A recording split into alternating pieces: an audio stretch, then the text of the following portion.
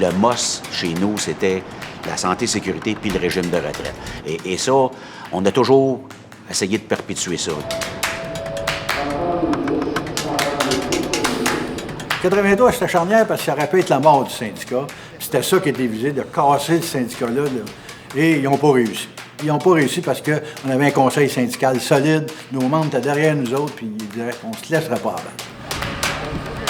Au syndicat du transport, c'est important de mettre en lumière les gains du passé, ce qu'on a aujourd'hui, notre convention collective.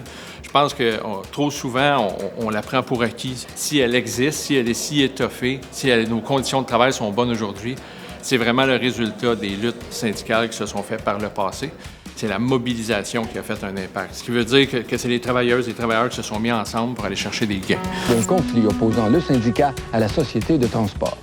Les employés d'entretien ont décidé de répondre à leurs mots par...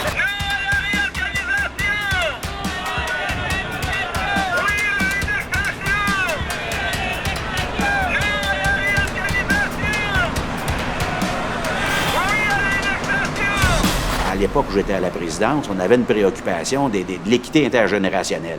Parce qu'on se faisait dire par les jeunes, « Toi, tu t'en vas à la retraite, mais je parte à la retraite, moi, tu vas avoir les mêmes conditions. » Ça peut avoir l'air assez anodin quand tu rentres à la STM, mais ça a un gros prix quand tu arrives à la retraite.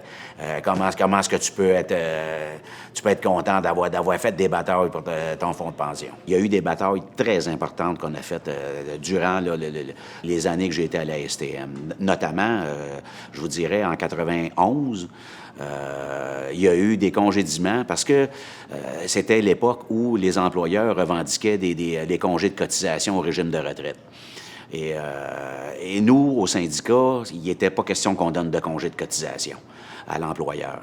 Donc, ça a fait une grosse bataille, une très grosse bataille, au point où la STM, pour mettre de la pression sur le syndicat puis intimider, en fait, c'est une forme d'intimidation, ils ont procédé à 93 mises à pied et je faisais partie des 93 mises à pied.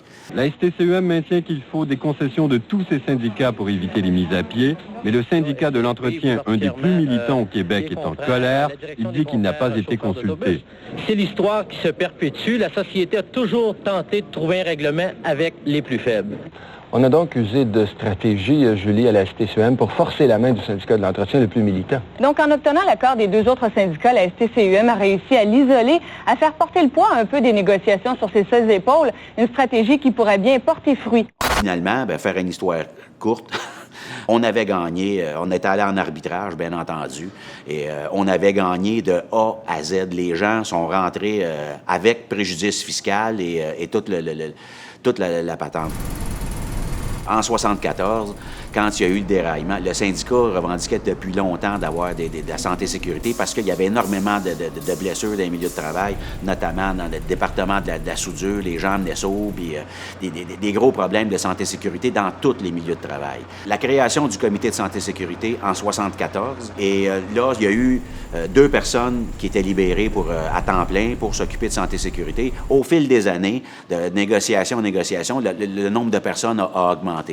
Quand je suis arrivé au comité de santé-sécurité en 90, là, on était 6 personnes du syndicat libérées à temps plein pour s'occuper de santé-sécurité.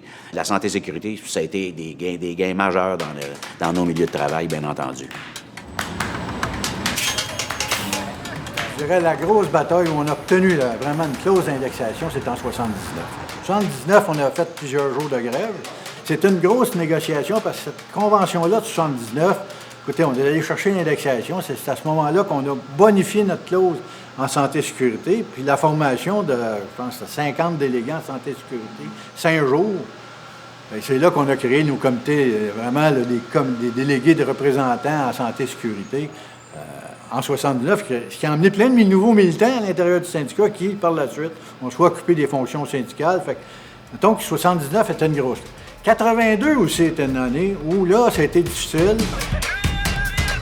Il y a un historique des négociations à la STM. Ça pourrait peut-être être impressionnant puis intimidant, mais tu ne t'énerves pas avec ça. On va t'aider. Tu as des questions, on va répondre à tes questions. On n'a jamais reculé, on va avancer, puis on va continuer d'avancer. Puis sois rassuré, il n'y a pas t'as pas à avoir aucune crainte.